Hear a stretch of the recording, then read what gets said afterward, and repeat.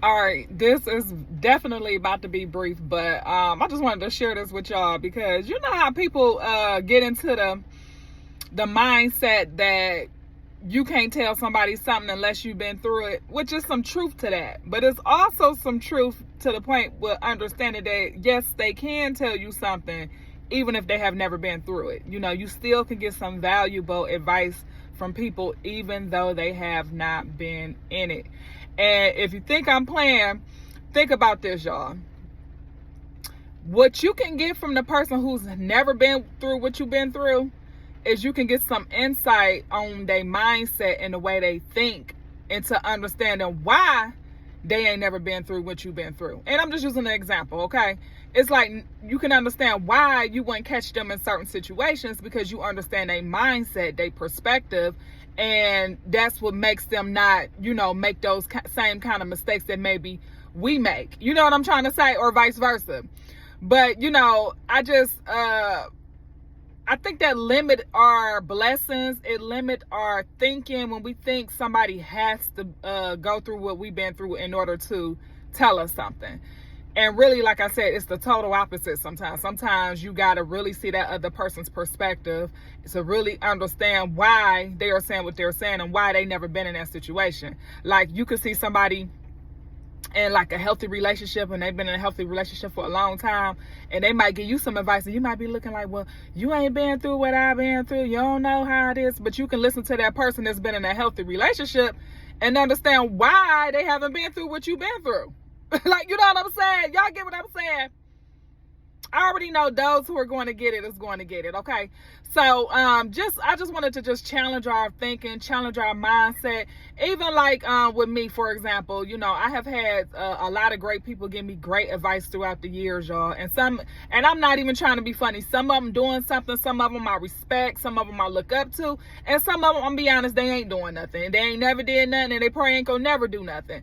But they were able to still give me some advice or some insight that I was able to take and use to help me, you know, move forward in life. You see what I'm saying? So not to say that they bad people or good people or put nobody down, but, you know, God can speak through anybody. And it's just you knowing and getting that nudge within when you recognize like, hey, this is God speaking to me. This is God speaking to me. So yeah, you don't have to always go through something in order to tell somebody about something. Sometimes it's better to listen to somebody who's not going through that or hasn't been through that because they have a different perspective or a different outlook. And then maybe if you can, you know, you can put on their way of thinking in that area, that can save you from a lot of heartache, okay? One more thing. One of my mentors, I think he was the youngest of 5. And he was the most successful one too in his family.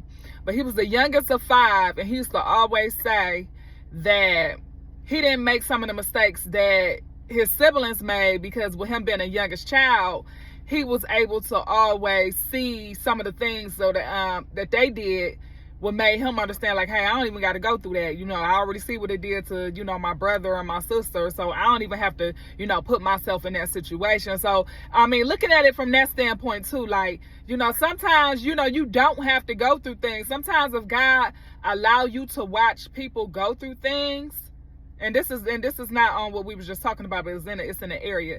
If God is allowing you to see people go through certain things and you like, dang, man, that's messed up how that just happened to them. Well, why would you go walk into that same situation? Why would you think that your situation is different from their situation is what I'm trying to say. You know, what I'm saying is when you see people make